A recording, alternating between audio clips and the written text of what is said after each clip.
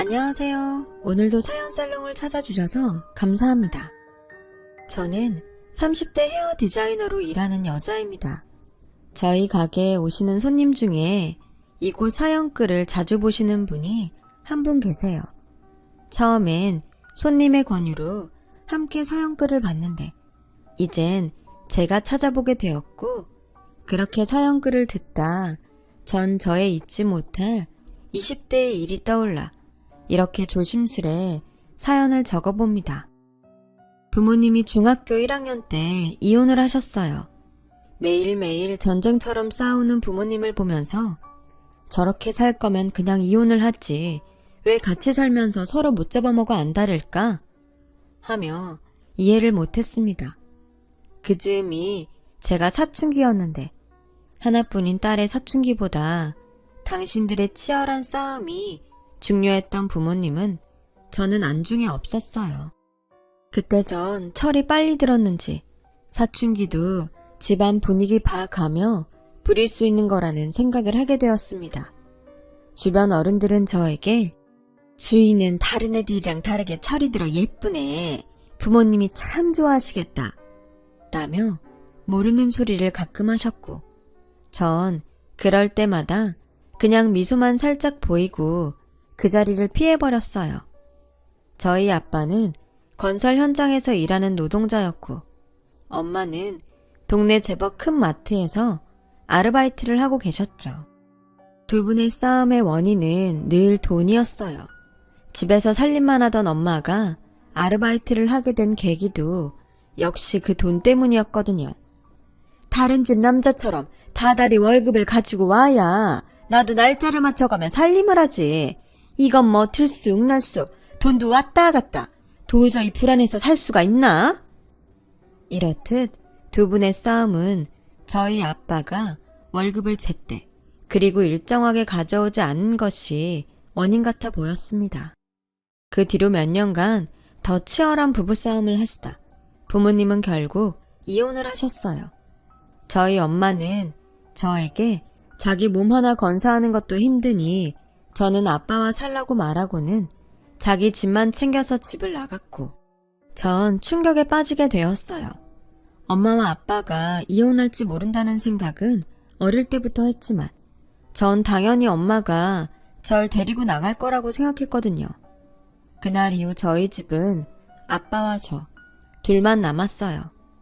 늘 전쟁터 같던 집안은 소리라는 것이 없어진 절간처럼 고요하고 무거운 침묵만 흘렀습니다.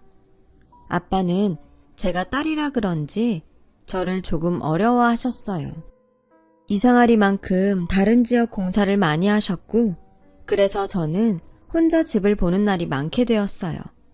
지금 생각하면 아빠도 저와 둘이 있기가 그리 쉽진 않았던 게 아닌가 생각하게 되네요. 솔직히 아무도 없는 집은 편했어요. 더는 마음 졸이지 않아도 되고 아빠를 신경 쓰지 않고 집안을 돌아다닐 수 있었거든요. 그러면 안 되는데 저는 아빠가 집에 오지 않는 날을 점점 좋아하게 되었습니다. 그렇게 어른의 관리 없이 저는 공부보단 게임이나 연예인에 빠져들었고, 학교에서 조금 불량한 친구들하고 어울리게 되었어요. 저와 친구들은 주로 모여서 가끔은 학교에 가지 않고 사복을 입고 어른 흉내를 내며 놀러 다니기도 했습니다. 어른들이 하지 말라는 것은 스릴 있고 재밌었어요. 그리고 그런 일탈을 하기엔 집이 빌 데가 많은 저희 집이 딱이었고요. 그렇게 저희 집은 우리들의 아지트가 되었죠. 저도 알고 있었어요. 이게 나쁜 일이라는 것을요. 하지만 자유를 얻은 듯 했던 저는 조금은 그래도 되지 않을까 생각했고, 처음이 어렵지 한번 시작한 일탈은 끊을 수 없었어요. 아빠도 살짝 눈치를 채고 있는 듯 보였지만 선뜻 저에게 뭐라고 말하지는 못하는 듯 보였죠. 그러던 어느 날 아빠는 저에게 모르는 여자를 소개하더라고요. 곧이어 그 여자가 저의 새엄마가 될 거라고 통보했고요.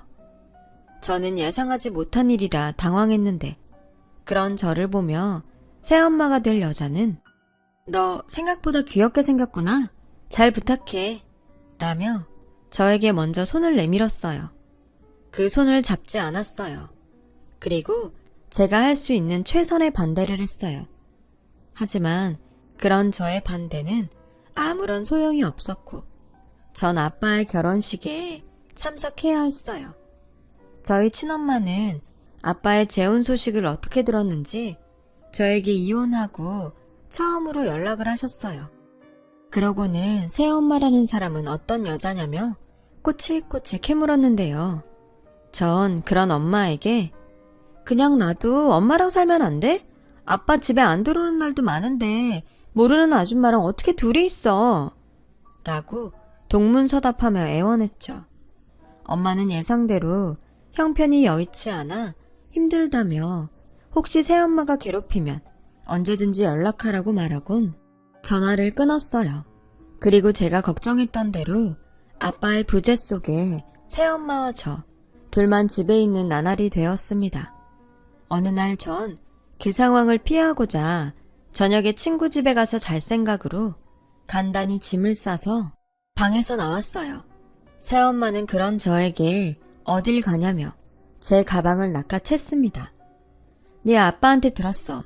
공부하고는 영 담쌓고 하지 말라는 짓만 골라서 한다며? 네 아빠가 걱정이 많더라. 저는 그 말을 듣는데 기분도 나쁘고 화가 치밀어 올랐어요. 그래서 아줌마가 뭔데 참견이에요. 우리 아빠랑 결혼했다고 제 엄마라도 된 것 같으세요? 라고 나를 세우며 말했지만 새엄마는 그런 제 말을 별로 귀담아 듣지 않고 제 가방의 물건을 하나 둘 꺼내기 시작했어요. 전 그 모습에 놀라 냅다 달려가 가방을 빼서 들고는 지금 뭐해요? 왜 남의 가방을 마음대로 뒤져요? 라며 불같이 화를 냈어요. 그런 저에게 새엄마는 멋쩍게 웃으며 요즘 애들은 집 나갈 때 뭐 챙겨 나가나 궁금해서 한번 봤다. 뭘 그렇게 성질을 부리니? 아무튼 이 시간에 못 나가니까 다시 네 방으로 들어가. 라며 대수롭지 않게 말했어요. 황당하고 어이가 없어서 아줌마가 뭔데? 라고 신경질적으로 말했죠. 새엄마는 제 말이 끝나기도 전에 뭐긴 네 엄마지. 솔직히 나도 엄마라는 말이 낯간지러운데 어쩌겠어. 너랑 나랑 그렇게 서로 묶인 사이인데 너 안 잡아먹으니까 좋은 말 할 때 들어가서 자라. 상대도 되지 않는다는 말이 있죠. 전 그날 그 말이 어떤 뜻인지 몸소 체험하게 되었어요. 한마디로 새엄마의 기세에 눌려 전 방에 들어갔어요. 싱숭생숭한 마음으로 오지도 않는 잠을 청했습니다. 머릿속으로 아빠는 도대체 저 여자 어떤 점이 좋아서 결혼까지 했을까? 고민하면서요. 다음날 아침 씻기 위해 거실로 나왔어요. 아침부터 새엄마를 보고 싶지 않다는 생각으로요. 그런데 제 눈에 띈 건 식탁 위 5만원짜리 지폐와 쪽지였어요. 쪽지엔 내가 쓰던 신용카드 정지했다. 앞으로는 용돈 받아서 써. 한 달에 5만원이면 괜찮지? 라고 적혀 있었어요. 제가 들고 다니는 신용카드는 집을 자주 비우는 아빠가 준 것이었는데 아침부터 화가 치밀어 새엄마를 찾았지만 집안을 다 뒤져도 새엄마는 보이지 않았어요. 전 하는 수 없이 씩씩거리며 5만원을 주머니에 챙겨 집을 나왔습니다. 학교에 도착해서 저는 친구들에게 제가 겪은 황당하고 짜증스러운 일들을 이야기했어요. 친구들은 신용카드가 정지되었다는 제 말에 얼굴빛을 바꾸더니 그 뒤로 저를 상대해주지 않더군요. 서로 비밀을 공유하고 하지 말아야 할 일탈도 함께한 친구들인데 그 친구들은 절 친구로 생각하지 않은 모양이었어요. 저는 심한 배신감에 우울증이란 감옥에 갇히게 되었어요. 이 일의 원인인 새엄마와 그리고 그런 새엄마를 데리고 온 아빠를 용서하지 못한 채 방문을 잠그고 나오지 않게 되었습니다. 그렇게 보름을 지내니 학교에선 무단결석이 많아지고 있다며 연락이 왔고 전 될 대로 되라는 심정으로 모른 척 했어요. 그러던 어느 날 갑자기 제 방문을 망치로 때리는 소리가 들리기 시작했고 방문은 요란한 소리를 내며 부서졌습니다. 정말 놀라고 당황했는데 제 눈에 곧 망치를 손에 든 새엄마의 모습이 보였어요. 지금 뭐 하는 거예요? 왜 멀쩡한 문을 부시고 난린데? 저는 있는 힘껏 소리를 질렀어요. 하지만 새엄마는 눈 하나 깜짝하지 않으면서 제 머리통을 정말 세게 손으로 내리치더라고요. 거짓말 조금 보태서 전 그날 별을 본 것 같았어요. 정신도 좀 희미해지는 것 같았고요. 그깟 일로 방구석에 처박혀서 너야말로 뭔 청승인데 오늘 학교 가서 얘기 다 들었어. 넌 등신처럼 돈 보고 만난 개들이 친구라고 생각했어? 난 또 무슨 대단한 일을 겪고 저러나 했지. 꼴 같지 않게 쇼하지 말고 당장 내일부터 학교 가. 쇼? 당신은 내가 지금 쇼하는 것 같아? 당신이 뭘 알아? 제발 부탁인데 그냥 나한테 관심 꺼. 뭘 하냐고? 내가 네 마음 한번 맞춰볼까?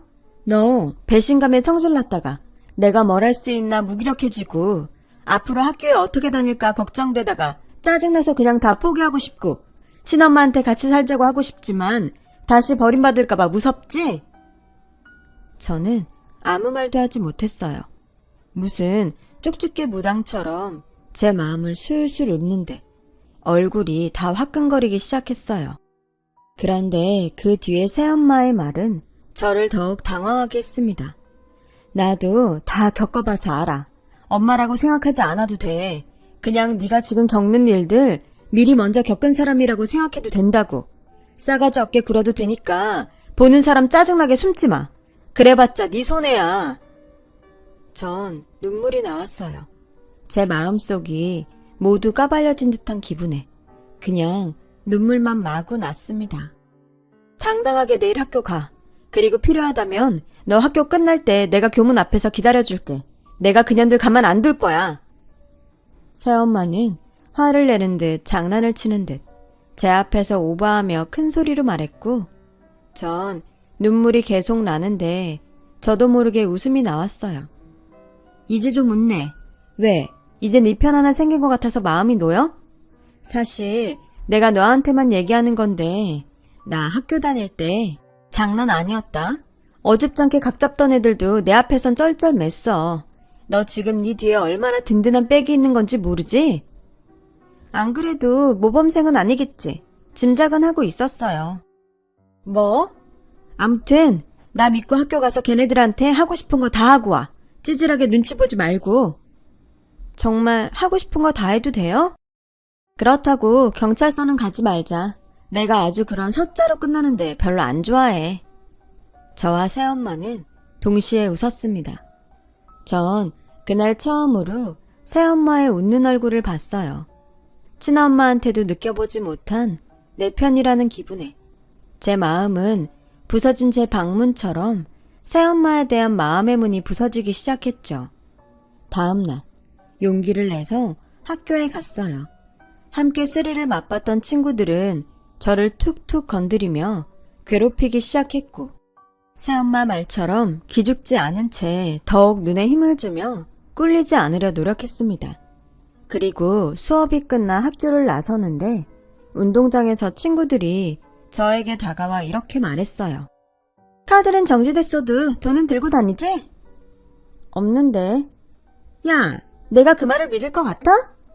믿던지 말던지. 저는 친구들을 거칠게 밀치고 앞으로 나갔어요. 그러자 친구 하나가 제 머리채를 잡았고 저도 친구 머리채를 잡으려는 순간 악! 하는 비명이 들렸어요. 언제 왔는지 새엄마가 제 머리채를 잡은 친구의 머리채를 똑같이 잡고 있었습니다. 아줌마 뭐해요? 보면 몰라? 사람이잖아. 아씨, 장난하지 말고. 그래? 나 얘 엄마야.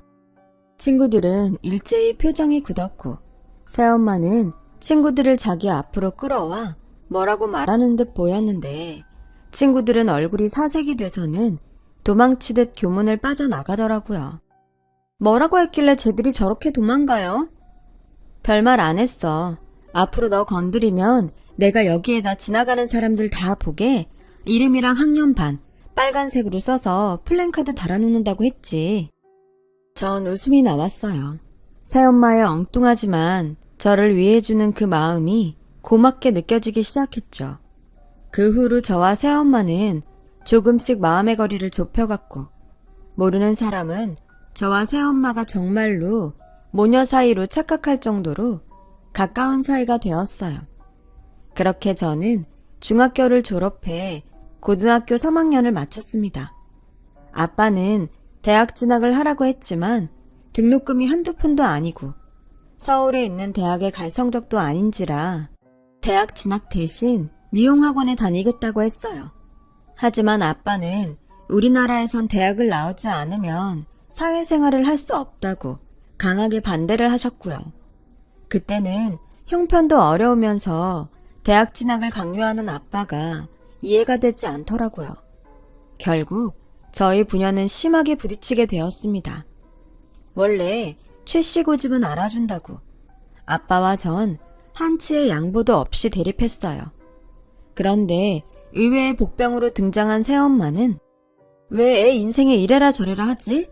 자기가 대신 살아줄 거야? 싸울 일도 아닌데 하루 이틀도 아니고 혹시 심심해? 하며 저에게 윙크를 살짝 날리고 제 편에 서서 아빠에게 말을 해줬어요.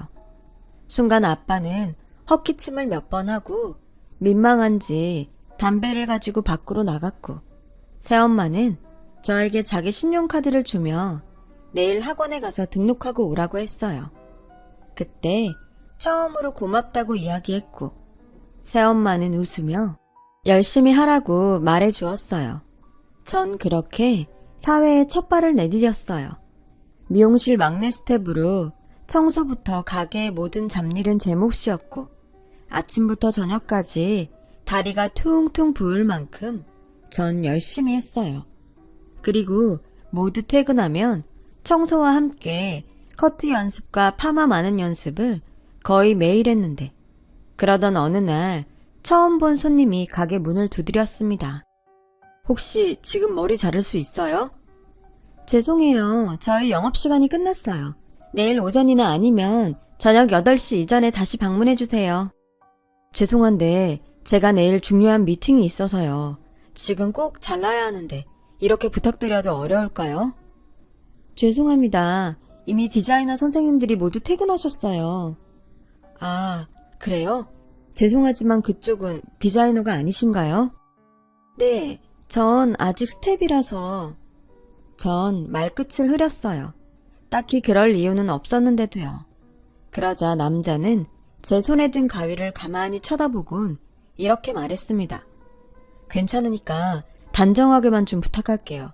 제 머리를 저기 마네킹 머리라고 생각하고 편하게 잘라주세요. 네? 너무 놀랐어요. 가끔 늦은 시간에 오시는 손님은 있었지만 스텝이라고 말한 저에게 머리를 해달라고 하는 손님은 없었거든요. 곤란하다고 했어요. 혹시라도 제가 잘못해서 머리가 이상해지면 안 되니까 그럴 수 없다고 단호하게 말했습니다. 그러자 남자는 괜찮아요. 원래 초보 운전이 더 안전하잖아요. 괜히 하는 소리 아니고 제가 정말 지금 머리를 자르지 않으면 곤란해서 그래요. 라고 막무가내로 안으로 들어왔습니다. 전 어쩔 줄 몰라서 망설였어요. 남자는 웃으며 괜찮다고, 혹여 정말 머리를 망치더라도 자긴 절 원망하지 않겠다고 저에게 다짐을 하더라고요. 조심스럽게 남자의 머리에 빗질을 했고 차분히, 그리고 조금씩 머리를 잘라 돌이킬 수 없는 실수를 하지 않으려고 몇 번이고 확인하며 머리를 잘랐어요. 얼마나 긴장을 했는지 손에 다 땀이 났고 1시간도 훌쩍 넘었어요. 다행히 남자분의 머리를 망치지 않고 무사히 커트를 끝냈고, 남자는 돈을 내겠다고 했지만 전 스텝이라 괜찮다고 사양했습니다. 그럼 내가 너무 미안한데. 괜찮아요. 전 정식 디자이너도 아니고 아마 원장님이 아시면 혼날 것 같아요. 그럼 제가 돈 안 주면 안 혼나요? 가끔 연습 삼아 친구들 머리 잘라주거든요. 혹시 물어보시면 그렇게 말하려고요. 아, 그래요? 그럼 돈 대신 이거 받아요. 남자는 저에게 지폐 대신 자신의 명함을 주었습니다. 친구라고 했는데 연락처라도 알아야죠. 아, 혹시 원장님한테 혼나면 전화해요. 내가 와서 대신 혼날게요. 남자는 그렇게 고맙다며 몇 번이나 말하고 가게를 나갔어요. 나중에 거울을 통해 제 얼굴이 잔뜩 붉어져 있다는 것을 알았어요. 집에 돌아온 전 남자의 명함을 계속 보고 또 봤어요. 회계사 고원준. 돈은 받지 않았지만 제 첫 번째 손님이라는 생각에 전 그 이름을 몇 번이고 불러봤죠. 그때까진 우리가 또 볼 일이 있을까? 하고 생각했어요. 하지만 그 후로 한 달에 한 번은 꼭 보는 사이가 되었습니다. 물론 그때마다 돈이 아닌 다른 걸 받았어요. 돈만 아니면 괜찮죠? 친구가 빈손으로 오기 그래서 치킨 한 마리 사왔어요. 오늘은 오는데 아이스크림이 너무 먹고 싶잖아요. 근데 또 욕심이 많아서 이맛저맛 다 고르다 보니까 양이 많아졌어요. 친구가 사온 거니까 부담 갖지 말고 같이 먹어요. 남자의 엉뚱하고 유머러스한 접근에 마음이 동했고 저희는 연인이 되었어요. 그는 첫 만남대로 조금 바쁜 사람이었지만 늘 퇴근하고 저를 데리러 오는 부지런한 사람이었어요. 거의 매일 저희 가게에서 저희 둘은 짧은 데이트를 했고 그렇게 2년이 지나 저는 다른 가게에 정식으로 디자이너가 되었어요. 조금씩 저를 찾아주는 단골 손님도 생겼고 그렇게 점점 헤어 디자이너로 자리를 잡아갈 즈음 남자친구는 저에게 프로포즈를 했어요. 저보다 7살 많은 남자친구는 집에서 자꾸 결혼 이야기를 한다며 저를 집에 소개하고 싶다고 하더라고요. 남자친구는 약국을 운영하는 홀 어머니와 저와 나이가 같은 여동생이 있었는데요. 그들에게 인사를 할 생각을 하니 어쩐지 자꾸 긴장이 돼서 남자친구에게 대답도 제대로 하지 못했습니다. 집으로 돌아와 새엄마에게 남자친구에게 프로포즈 받은 이야기와 그 사람 집에 인사를 가야 하는데 긴장이 돼서 대답을 제대로 하지 못했다는 이야기를 했어요. 그러자 새엄마는 뭘 그렇게 쫄아 있어. 나 같으면 좋아서 춤이라도 추겠네. 가서 인사했는데 나 싫어하면 어떡해? 널 왜 싫어해? 난 대학도 안 나왔고 남친은 회계사인데 난 미용사고. 그래서 꿀려?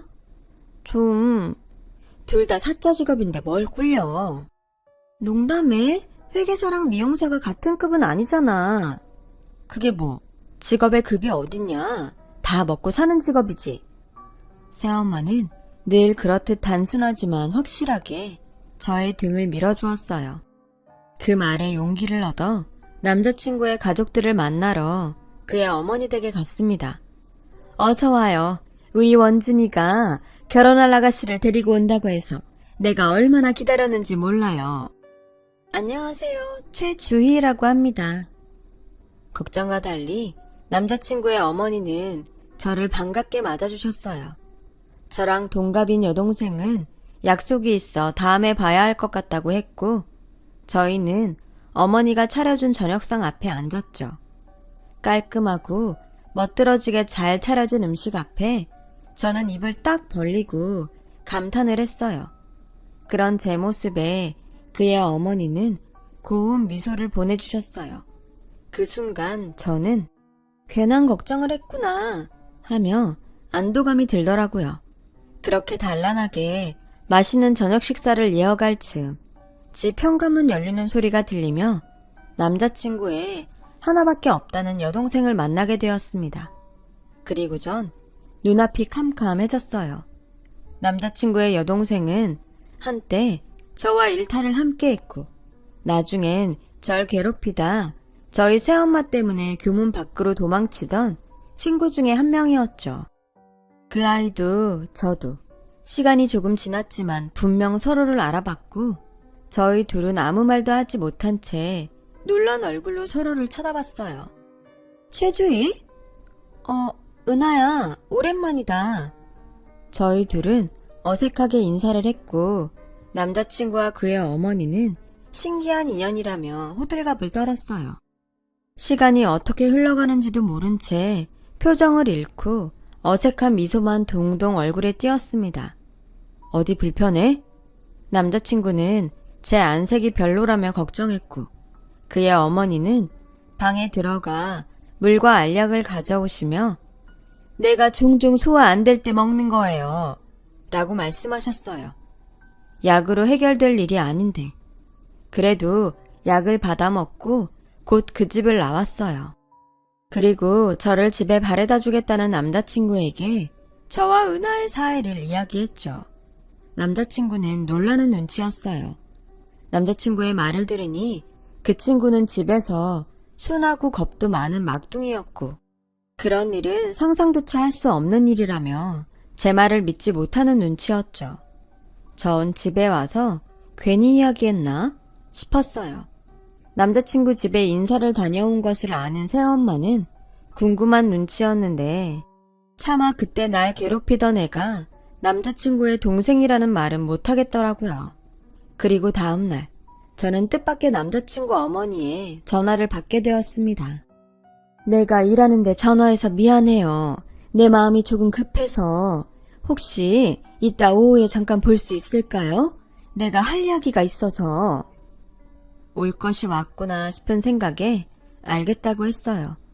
사실 친구와는 예전에 있었던 일이고 앞으로 잘 지내면 되지 하는 마음으로 그의 어머니와 잘 이야기해보고 싶어 가게 실장님께 이야기를 하고 그의 어머니를 만나러 근처 카페에 갔습니다. 시간 오래 뺏지 않을게요. 단도직입적으로 난 이 결혼 허락 못해요. 네? 혹시 은하가 무슨 얘기하던가요? 사실 그것도 그거지만 나 솔직히 아가씨 우리 애 짝으로 맞지 않는다고 생각했어요. 원준이가 아가씨 한 번만 보라고 하도 이야기해서 한번 본 건데 마침 우리 딸이랑도 불편한 사이라고 하니 그냥 서로 인연이 아니었다고 생각해요. 원준 오빠도 같은 생각인가요? 그것 때문에 좀 부탁하고 싶은데 그의 어머니는 저에게 남자친구에게 헤어지자고 말해달라고 부탁하셨어요. 마침 친구 문제도 있으니 겸사겸사 잘 되지 않았냐며 서로 불편하게 끝내지 말고 좋은 인상으로 끝낼 수 있었으면 좋겠다고 하셨죠. 전 이 상황에 어떻게 말해야 할지 가슴이 뛰어 아무 말도 못했고 그런 저를 보며 그의 어머니는 답답한 듯 연달아 맹물만 들이키며 내 말이 혹시 언짢았어요? 아니면 기대랑 달라서 실망했나? 라고 혼잣말을 이어가셨습니다. 이런 말 정말 하고 싶지 않은데 아가씨로선 우리 애 놓치고 싶지 않겠지. 근데 입장 바꿔 생각하면 내가 아가씨 같은 며느리 얻으려고 나 혼자 우리 애 그렇게 공부시킨 거 아니거든. 듣자 하니 아버지는 막노동에 엄마는 새엄마라며. 정말 이건 너무 염치 없는 거지. 안 그래 아가씨? 고상하게 목소리 하나 높이지 않으며 어쩜 저리 잔인한 소리를 할 수 있을까. 전 더는 어렵겠다고 생각하고 알겠다고 말하려고 입을 열었어요. 하지만 그때 무슨 개똥 같은 소리야? 어디서 자꾸 고상한 개가 똥을 싸나 했더니 여기였네. 제 뒤쪽에서 저희 새엄마 목소리가 들렸습니다. 저는 놀라서 뒤돌아봤어요. 엄마가 여기 왜 있어? 커피숍에 커피 마시러 왔지. 남의 집 부모 호구조사하지 말고 당신 애들이나 잘 간수해요. 그 딸내미는 이제 술 담배는 끊었나? 술 담배보다 인성은 좀 나아졌나 모르겠네. 아들 가지고 장사하는 엄마 밑에서 컸으니 뭐 나아졌을 것 같진 않지만. 뭐예요? 그의 엄마는 저희 새엄마의 가시돋친 말에 발끈해서 자리에서 일어났고 곧 새엄마 입에서 너 혹시 노은자니? 라고 놀라는 듯 그의 어머니에게 가까이 다가갔고 그의 어머니 표정은 심하게 일그러지기 시작했습니다. 맞구나.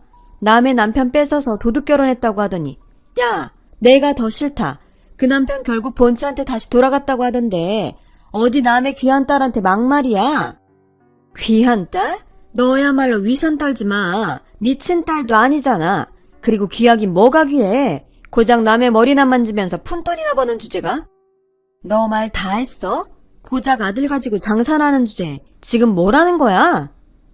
저희 새엄마는 테이블에 있던 물잔을 그의 어머니 얼굴에 강렬하게 퍼부었고 갑작스러운 물세례에 놀란 그의 어머니는 놀란 입을 다물지 못했어요. 너 지금 나한테 물 뿌렸니? 어릴 때 막 나가는 버릇 나이 먹고도 못 고쳤구나. 그래, 못 고쳤다. 아니 안 고칠 거야. 너 같은 질 나쁜 것들 상대할 사람은 있어야 하지 않겠니? 주희야 가자. 분명히 말하는데 나도 이 결혼 반대다.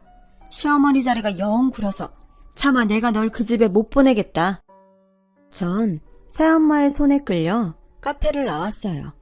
한참을 새엄마의 손에 끌려가는데 새엄마는 걸음을 멈추고 저를 휙 돌아보며 꽤 심각한 얼굴로 설마 내가 오바했니? 라고 말했고 전 그런 새엄마가 귀여워서 좀 하고 웃어버렸습니다. 웃는 거 보니 됐다.